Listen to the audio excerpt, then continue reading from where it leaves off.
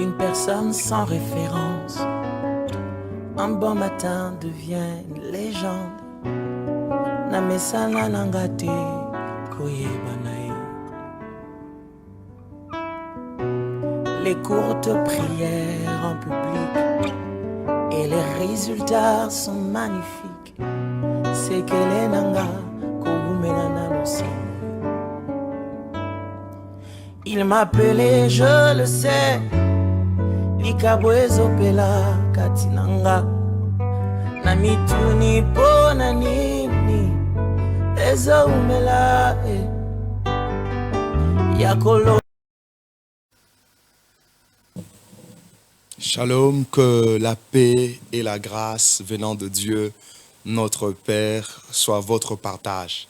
Que le Seigneur Jésus vous fasse énormément du bien, vous qui nous retrouvez dans ces tranches de temps des temps d'édification, spécial temps d'édification que nous sommes en train de clôturer cette semaine, qui est la dernière semaine du mois de mars.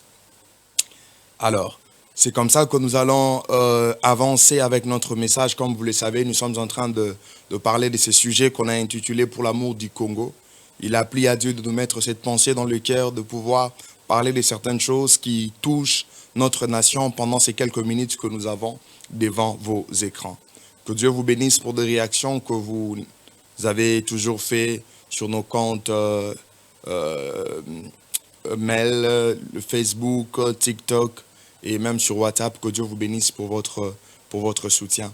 Alors nous allons terminer ou clôturer ces spécial temps d'édification avec ces numéros. Parlant de l'amour du Congo, certainement, aujourd'hui, nous voulons beaucoup plus parler ou faire quelques propositions, quelques suggestions sur des choses qui peuvent faire en sorte que notre pays aille de l'avant ou qui peuvent faire en sorte que notre pays puisse se développer. Donc, il est beaucoup plus question du développement. Voilà. J'aimerais sans plus tarder commencer par nous dire d'abord que lorsqu'on parle du développement, les économistes seront d'accord avec moi, quand bien même qu'il existe plusieurs définitions sur le développement. Je vais peut-être brosser, parler des éléments. Lorsqu'on parle du développement, on est en train de voir l'augmentation de la croissance économique. Mais cette augmentation est accompagnée de l'amélioration des conditions de vie de la population. Amélioration des conditions de vie de la population. C'est comme ça qu'on parle du développement. Mais toujours selon les économistes, lorsqu'on parle du développement, on est en train de voir une marche tournée vers le progrès. C'est-à-dire, lorsqu'on parle du développement, c'est faire de progrès, c'est avancer, aller vers le progrès. Et dans tout cela, on insiste beaucoup plus sur les conditions de vie, parce que quand vous avez, par exemple, aujourd'hui, il existe des indices de développement humain. Quand vous regardez ces indices de développement humain par rapport à notre pays, vous allez vous rendre compte qu'on est encore vraiment en dessous. Alors, il y a certaines choses que nous sommes censés faire pour pouvoir avancer, pour pouvoir aller vers le progrès. C'est comme ça que parlant de ces développements, nous voulons parler de ces choses. Mais j'aimerais nous rappeler ou nous dire encore que le développement de notre nation, le développement de la RDC est la volonté de Dieu. C'est-à-dire que Dieu ne veut pas nous voir toujours dans un état de sous-développement, détrompons-nous. Dieu ne veut pas nous voir toujours dans un état de misère, nous devons nous détromper. Ce n'est pas en vain que Dieu nous a donné toutes ces richesses. Ce n'est pas en vain que Dieu nous a donné toutes ces qualités. C'est parce qu'il veut que nous soyons mieux. Il veut que nous puissions vivre une situation beaucoup plus meilleure, une situation beaucoup plus bonne. Dieu veut le développement de la RDC. C'est comme ça que cela doit être une préoccupation pour nous, citoyens congolais. Chacun de son côté, nous sommes censés travailler à ce développement. Ça, c'est important. Alors, parmi ces choses, premièrement, j'aimerais nous dire que, chers frères et sœurs congolais, nous devons prendre conscience que le développement de cette nation ou la construction de cette nation ne se fera pas par les étrangers. C'est un devoir qui nous incombe, ça nous concerne nous les Congolais, nous les fils du pays. Ça nous concerne nous.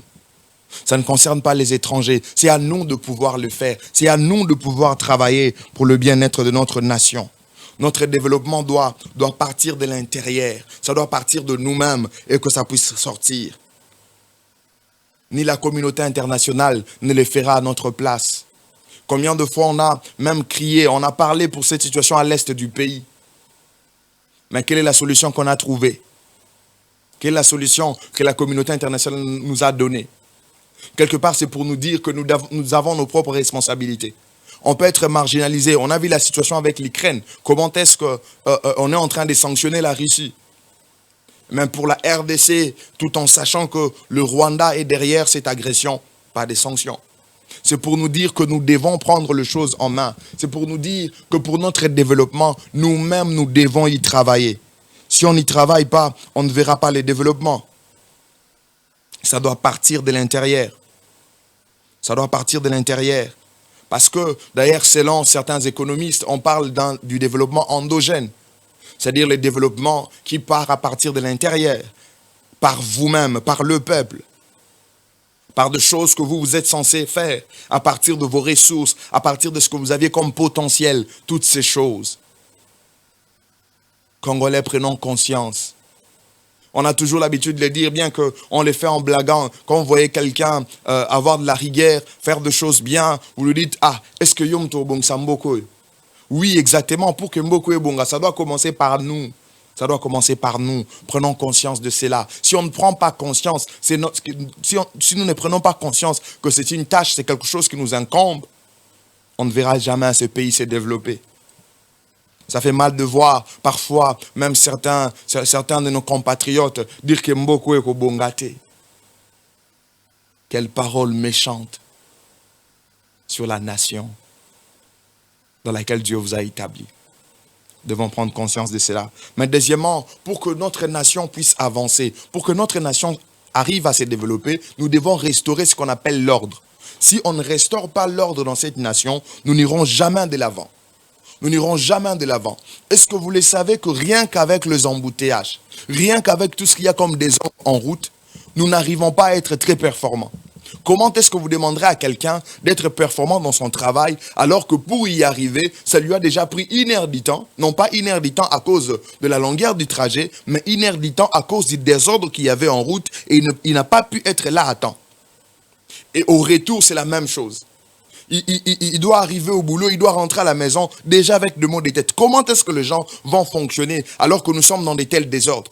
Vous me direz que non, mais pourquoi vous citez l'exemple des embouteillages? Il y en a aussi dans d'autres pays. Oui, mais est-ce que les raisons qui causent les embouteillages ailleurs sont les mêmes raisons que chez nous?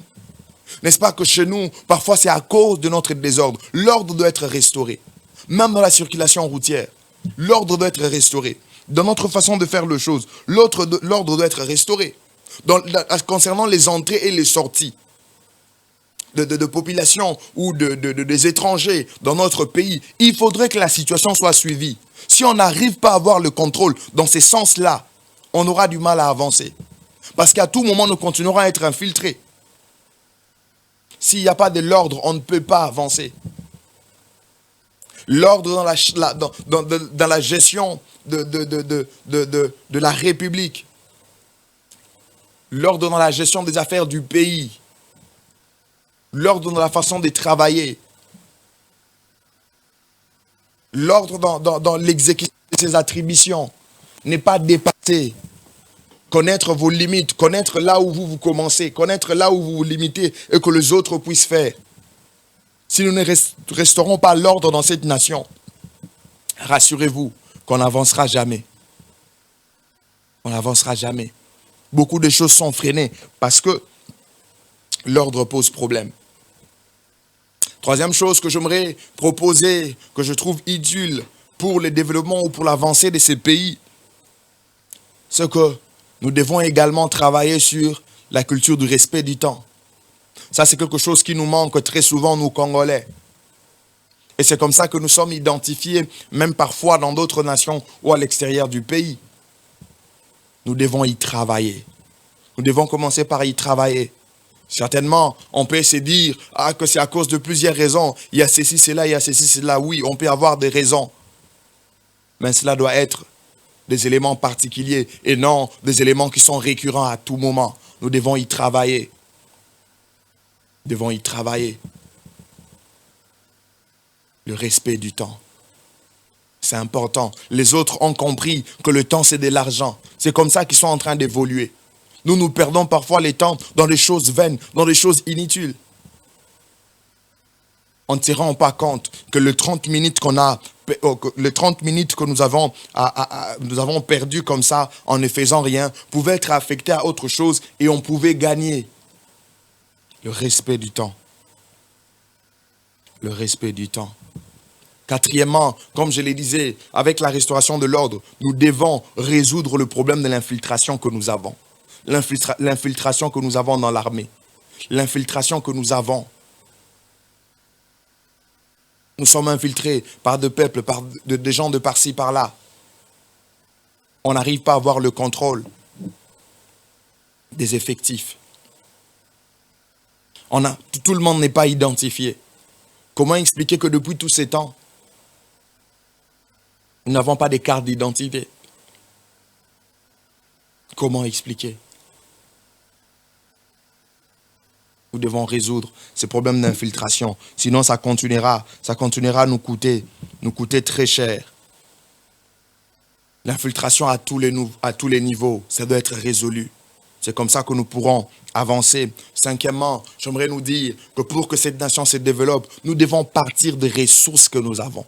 C'est comme ça que je parlais d'un développement endogène. Nous devons partir de ce que nous avons comme ressources. Nous avons une terre très fertile. Qu'est-ce qui nous manque? On a vu des nations se développer. En Amérique, on a vu des nations se développer par l'agriculture. Mais quand vous regardez parfois certaines de ces nations-là, nous avons une terre beaucoup plus fertile que leur terre. Qu'est-ce qui nous manque? Est-ce que c'est la communauté internationale qui nous empêche de pouvoir évoluer dans l'agriculture? Est-ce que c'est le Rwanda? Ce sont les autres nations qui nous en empêchent? Non. On a tous les atouts, on a toutes les possibilités. Comment expliquer que nous importons parfois les riz, nous importons parfois des choses que nous pouvons nous-mêmes produire ici, sans trop de gymnastique? Notre développement doit partir de l'intérieur. Combien de minéraux n'avons-nous pas dans ces pays? Combien de pierres précieuses n'avons-nous pas dans ces pays? Nous devons nous concentrer sur ce qui est notre force. Les éléments qui font notre force, ce sont nos ressources. Les ressources naturelles que nous avons. Nous devons nous concentrer sur toutes ces choses-là. Ce n'est pas en vain que Dieu nous a dotés de ces choses. J'aime un passage des Écritures qui dit: à celui à qui on a beaucoup donné, on demandera beaucoup. On sera beaucoup plus exigeant à celui à qui on a beaucoup donné. C'est comme ça que parfois lorsque Dieu nous regarde, il se dit, mais il y a un problème avec ces gens. Avec tout ce que je leur ai donné, comment ils peuvent vivre dans cet état? Comment ils peuvent continuer dans cet état de choses? Sixièmement, j'aimerais nous proposer quelque chose. Il y a un économiste, Rostow, qui a parlé d'une célèbre théorie qui est connue dans le domaine économique, la théorie de rattrapage. Théorie des rattrapages, avec le modèle de Rostow. En fait, dans ces modèles, je vous épargne de toutes les explications économiques, mais de façon simple, c'est que pour arriver à se développer, nous devons quand même imiter les autres nations qui sont développées. C'est-à-dire, regardez, aujourd'hui, si la Chine est en train d'avancer, qu'est-ce qu'elle a mis en place comme politique? Regardez aujourd'hui l'évolution au Japon. Regardez aussi aujourd'hui l'évolution de tels pays qui commencent à être de plus en plus de pays émergents. Comment est-ce qu'ils sont arrivés là? Les dragons asiatiques. Comment est-ce qu'ils sont arrivés jusqu'à ce stade-là? Je ne dis pas qu'en utilisant cette théorie que nous puissions tout copier. Non. Mais nous devons contextualiser les choses. Néanmoins, nous pouvons partir de ce que les autres ont déjà fait. Nous pouvons partir de ce que les autres ont déjà fait. On a l'habitude de dire qu'on n'invente pas la roue. La roue a déjà été inventée. Nous devons actualiser les choses, oui. Nous devons contextualiser les choses par rapport à nous, oui. Mais nous pouvons voir qu'est-ce qui a été, comment les autres sont arrivés jusqu'à ce niveau-là. Nous pouvons imiter. Ce qui fait mal pour nous, c'est que parfois nous manquons des initiatives. On ne manque pas seulement des initiatives, mais on devient même incapable de pouvoir imiter ce qui est simple. Les bons exemples sont à copier. Les bons exemples sont à copier. 7. Je pense que dans notre nation, nous devons réglementer et organiser le tourisme. Nous avons des atouts énormes. Nous avons vraiment un potentiel à ce stade. Il y a aujourd'hui des nations qui évoluent simplement par le tourisme. Est-ce que notre tourisme est bien réglementé? Avec tout ce que nous avons comme richesse, tout ce que nous avons du point de vue de la faune, du point de vue de la flore. Ne pouvons-nous pas avoir beaucoup de ressources venant du tourisme, avec tout ce que nous avons comme parc, avec tout ce que nous avons comme montagne, tout ce que nous avons comme lac? Il y a des animaux qu'on ne retrouve qu'ici au Congo. Je pense que si on arrivait quand même à réorganiser toutes ces choses-là, ça nous permettrait de pouvoir avancer. Je les reprends encore qu'il y a des nations qui sont en train de progresser rien que par le tourisme. Rien que par le tourisme. N'est-il pas possible pour nous aussi de pouvoir réorganiser ces choses? 8, je reviens encore sur la promotion de la méritocratie. C'est comme ça qu'on arriverait même à bannir la culture Chancelo Kopamba.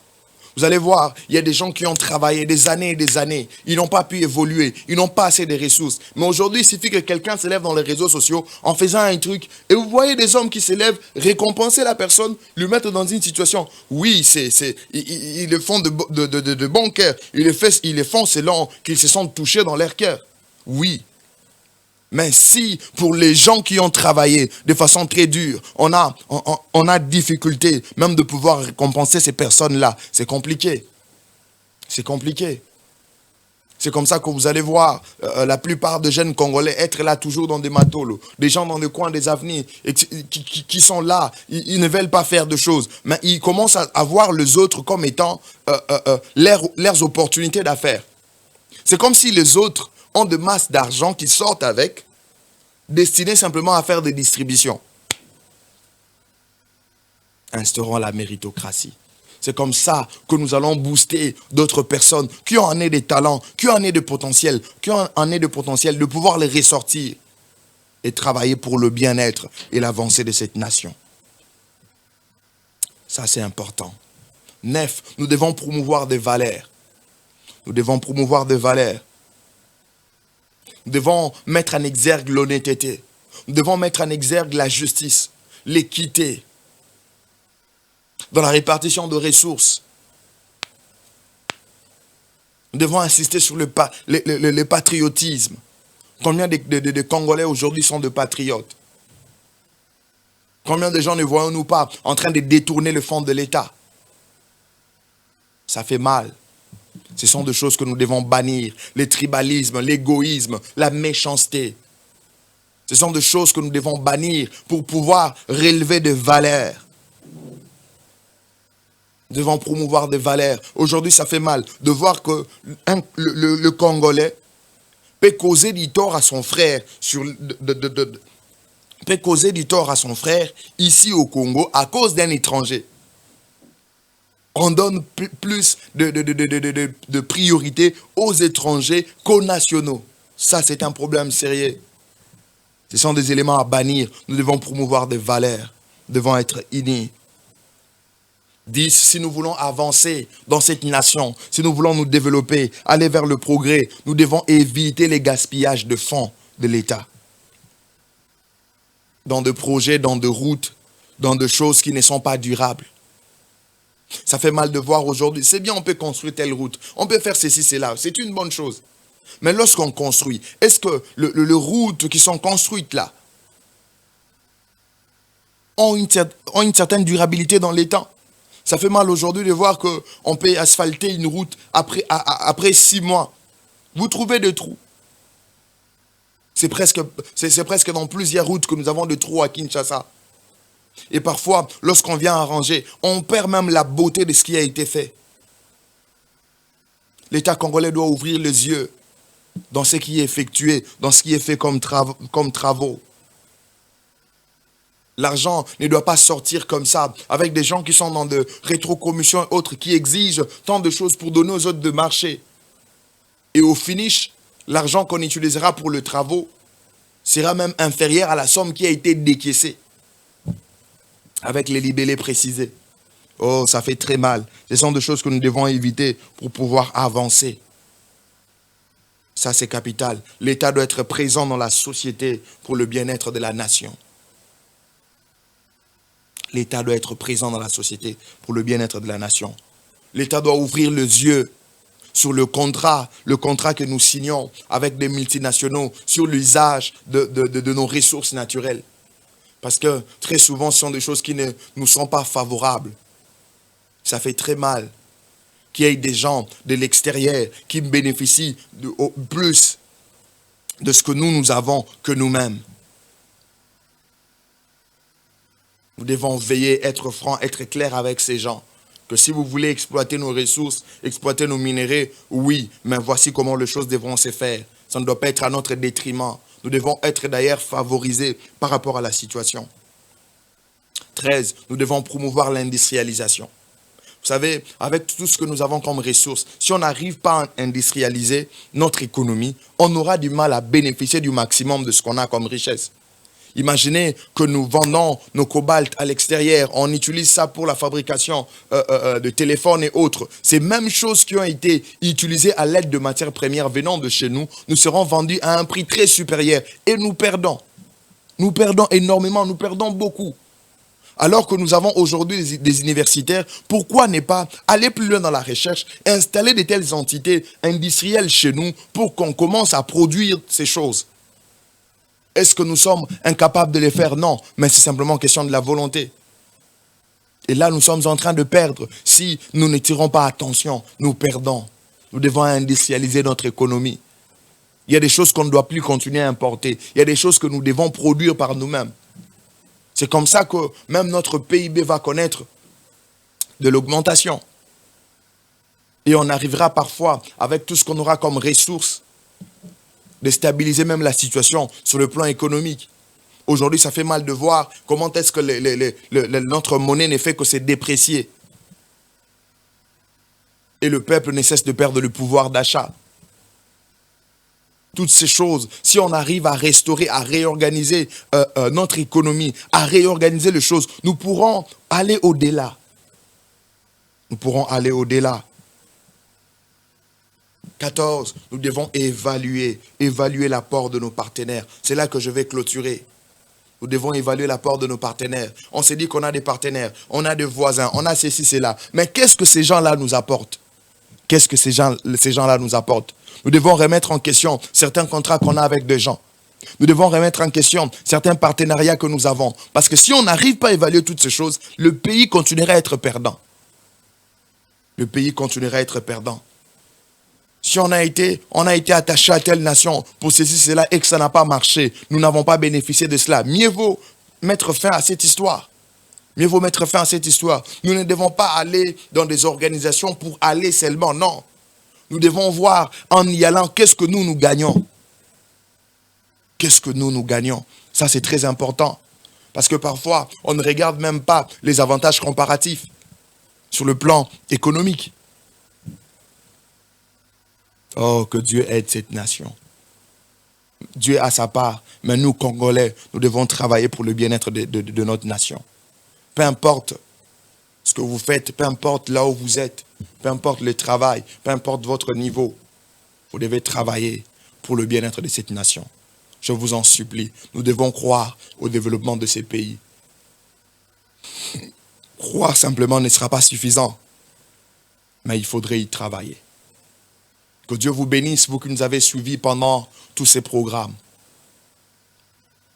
Merci pour vos suggestions. Si vous en avez, n'hésitez pas de nous contacter, de nous écrire. Vous avez le numéro qui est là, vous avez toutes nos coordonnées. Pratiquons, faisons ces choses pour le bien-être de la nation. N'oubliez pas de partager aux autres parce que le souci, c'est que nous puissions avoir une nouvelle façon de concevoir les choses. Je vais clôturer avec la prière tout en tenant encore ces drapeaux de façon symbolique. Père, je prie pour notre nation. Nous croyons au développement de ces pays. Laisse que tu donnes à cette nation des hommes et des femmes qui vont aussi y croire et qui vont y travailler.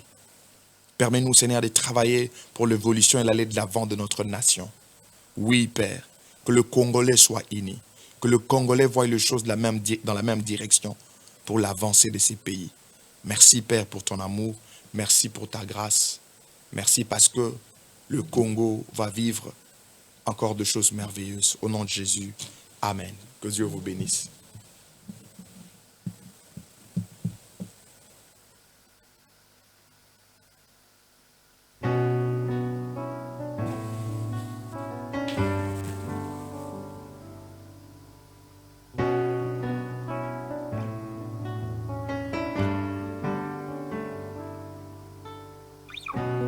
Une personne sans référence, un bon matin devient une légende. Namesana nangate koyebanae. Les courtes prières en public et les résultats sont magnifiques. C'est qu'elle est nanga kogumenana aussi. Il m'appelait, je le sais. Likabwezo pela katinanga na mituni pona nini eza umela yakolo